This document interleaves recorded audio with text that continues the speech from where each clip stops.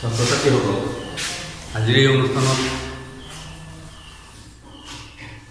তোমালোক উপস্থিত থকাৰ কাৰণে মই স্বাগতম জনাইছোঁ আৰু স্বাগতম জনাই আজি ভূগোলৰ ষষ্ঠ অধ্যায় ভাৰতবৰ্ষৰ আঞ্চলিক ভূগোল এই বিষয়টোৰ সন্নিৱিষ্ট থকা কেইটামান বিষয় সম্পৰ্কত আলোচনা কৰিম। বিষয়কেইটা হৈছে ভাৰতবৰ্ষৰ পৰিচয়,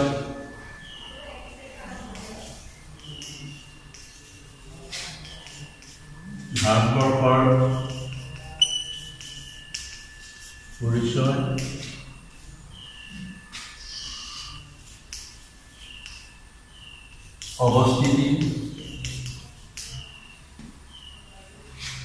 আৰু আকাৰ। 2 নম্বৰ হ'ল ভাৰতৰ ভূ-প্ৰকৃতি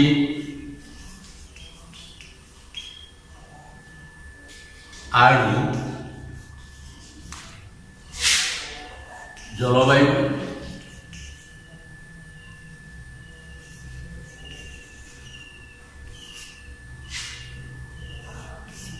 3 নম্বৰ হ'ল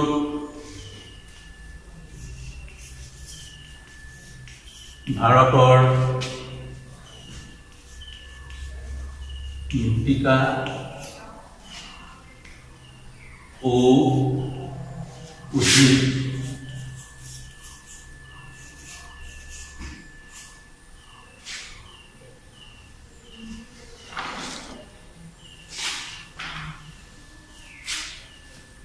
4 নম্বৰ হ'ল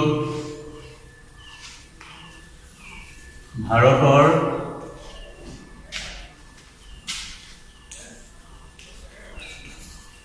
কৃষি আৰু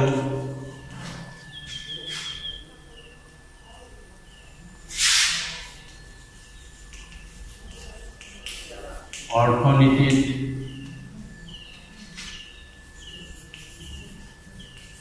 ইয়াৰ প্ৰভাৱ।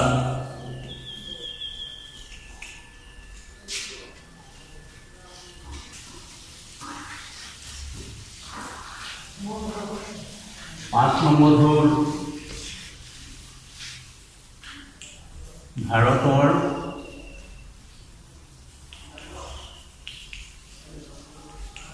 বিভিন্ন শিল্প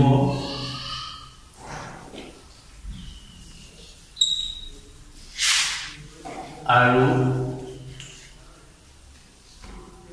শিল্প অঞ্চল।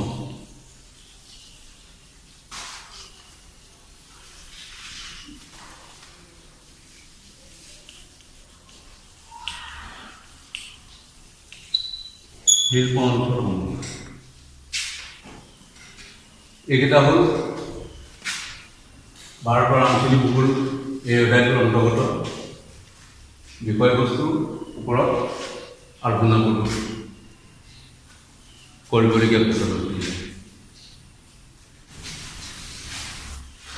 এতিয়া ভাৰতবৰ্ষৰ আঞ্চলিক ভূগোলৰ প্ৰথম বিষয়বস্তু ভাৰতৰ পৰিচয়। ভাৰতবৰ্ষৰ লগত পৰিচয় হওঁ। আমাৰ ভাৰতবৰ্ষখন এছিয়া মহাদেশৰ দক্ষিণ ফালে অৱস্থিত এখন গণতান্ত্ৰিক ৰাষ্ট্ৰ। এই দেশত বিভিন্ন প্ৰকাৰৰ জলবায়ু অনুভূত হয়। ইয়াৰ উপৰি প্ৰাকৃতিক পৰিৱেশ আৰু আৰ্থ-সামাজিক ভিন্নতা আছে। দেশখনক বৰফেৰে আবৃত সুউচ্চ হিমালয় পৰ্বতৰ অতি চেঁচা জলবায়ুৰ লগতে ৰাজস্থানৰ দৰে গৰম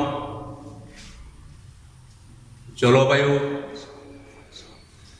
আমাৰ দেশত অনুভূত হয়। কৰি ভাৰতবৰ্ষৰ কোনো কোনো অঞ্চলত যেনে মেঘালয় চেৰাপুঞ্জী, অৰুণাচল প্ৰদেশ এনেকৈ আদি কৰি বিভিন্ন ঠাইত অতিপাত বৃষ্টিপাত হয়, যাৰ ফলত বানপানীৰ সৃষ্টি। আনহাতে আকৌ আমাৰ দেশখনত এনেকুৱাও কিছুমান ঠাই আছে যিবিলাক ঠাই বা অঞ্চলত অনাবৃষ্টিৰ ফলত খৰাং বতৰৰ সৃষ্টি হয়। দেশখনত ডাঙৰ ডাঙৰ গছ গছনিৰ লগতে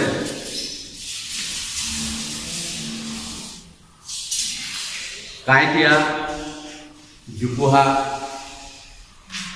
গছৰ অৰণ্য আছে। এই দেশৰ ভূখণ্ড পৰ্বত পাহাৰ, মালভূমি, সমভূমি,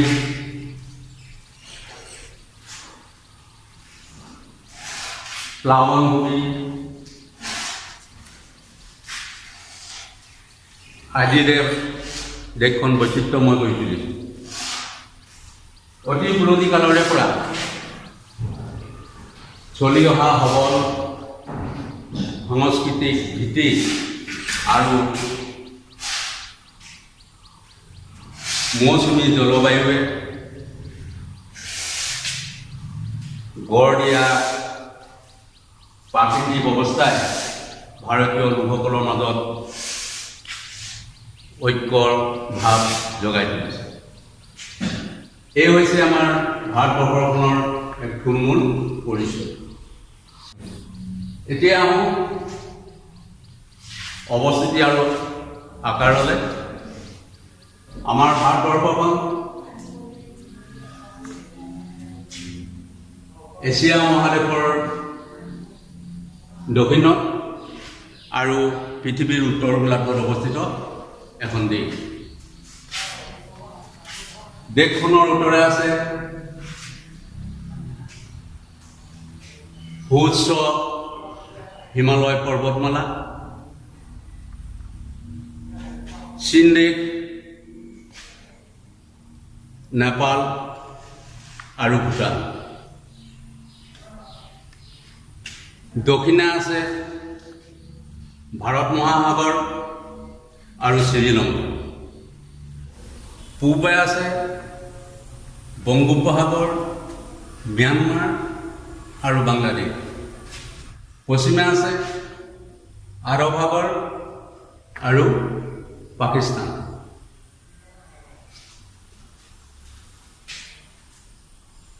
ভাৰতবৰ্ষৰ ভূখণ্ড, আমাৰ ভাৰতবৰ্ষৰ ভূখণ্ড উত্তৰা দক্ষিণকৈ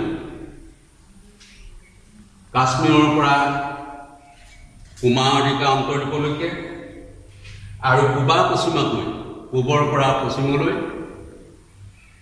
অৰুণাচল প্ৰদেশৰ পূব প্ৰান্তৰ পৰা পাকিস্তানৰ সীমালৈকে বিস্তৃত হৈ আছে। ভাৰতবৰ্ষ 8 ডিগ্ৰী 4 মিনিট 28 ছেকেণ্ড উত্তৰৰ পৰা 37 ডিগ্ৰী 17 মিনিট 53 ছেকেণ্ড উত্তৰ অক্ষৰেখা আৰু 68 ডিগ্ৰী 7 মিনিট 33 মিনিট পূবৰ পৰা 97 ডিগ্ৰী 24 মিনিট 47 ছেকেণ্ড পূব দ্ৰাঘিমা ৰেখাৰ মাজত অৱস্থিত। ইয়াৰ উপকূল ৰেখাৰ দৈৰ্ঘ্য হ'ল 6100 কিলোমিটাৰ। উপকূল ৰেখা বুলিলে এই অংশটোক বুজোৱা হৈছে। এই উপকূল ৰেখাৰ দৈৰ্ঘ্য হ'ল 6100 কিলোমিটাৰ আৰু স্থলসীমাৰ দৈৰ্ঘ্য হ'ল 15200 কিলোমিটাৰ। এতিয়া আহোঁ আকাৰলৈ। আকাৰৰ ফালৰ পৰা আমাৰ ভাৰতবৰ্ষ পৃথিৱীৰ দেশসমূহৰ ভিতৰত সপ্তম বৃহত্তম দেশ।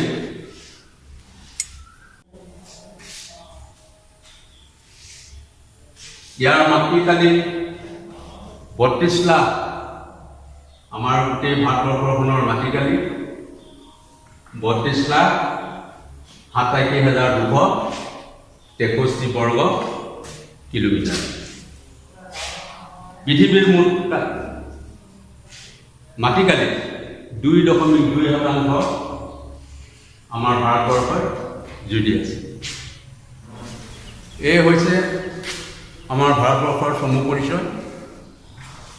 মই এই অনুষ্ঠানত উপস্থিত সকলোকে ধন্যবাদ জ্ঞাপন কৰিছোঁ।